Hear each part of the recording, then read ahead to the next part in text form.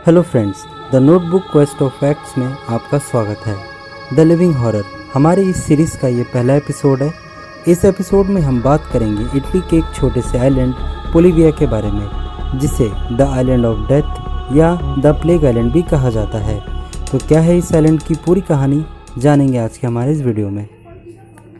Italy के उत्तरी तट पर स्थित एक छोटा सा आइलैंड है पोलिविया, जिसका इतिहास रोंगटे खड़े कर देने वाले दर्द और तकलीफ से भरा हुआ है। इतिहास में सबसे पहले पोलिविया का जिक्र 421 बीसी में किया गया है, जब रोमन साम्राज्य हुआ करता था। उस दौरान देश के बाकी हिस्सों को प्लेग के संक्रमण से बचाने के लिए इस आइलैंड का इस्तेमाल प्लेग पीड़ितों को रखने के लिए किया गया था। लोगों को अलग थलग रहने और मरने के लिए छोड़ दिया जाता था। सन 1348 में जब बुबोनिक प्लेग यानी ब्लैक डेथ जैसी घातक महामारी ने यूरोप में दस्तक दी, तब वेनिस ने विश्व की सबसे पहली क्वारंटाइन प्रणाली का इजाद किया।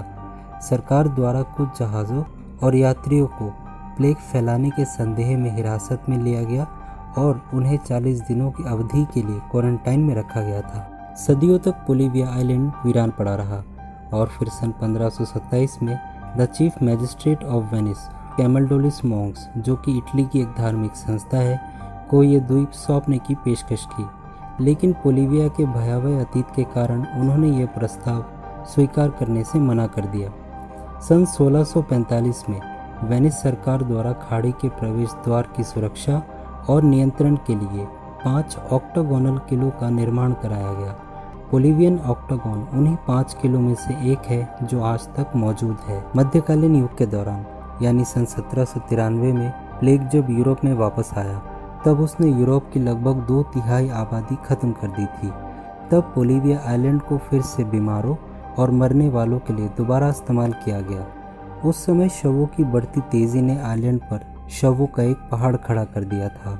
हज़ारों शवों को बड़ी मात्रा में गहरे समंदर में फेंक दिए गए थे और कई मामलों में तो लोगों को जिंदा ही कब्रों में दफन कर दिया गया था। उनमें से बहुत से लोग ऐसे भी होते थे जिन्हें वास्तव में प्लेग का कोई संक्रमण नहीं होता था, लेकिन फिर भी उन्हें सड़ती हुई लाशों के ढेर के ऊपर फेंक दिया जाता था। कहते हैं आज तक इस आइलैंड पर कुल 1,60,000 लोगों ने अपनी जान गंवाई है।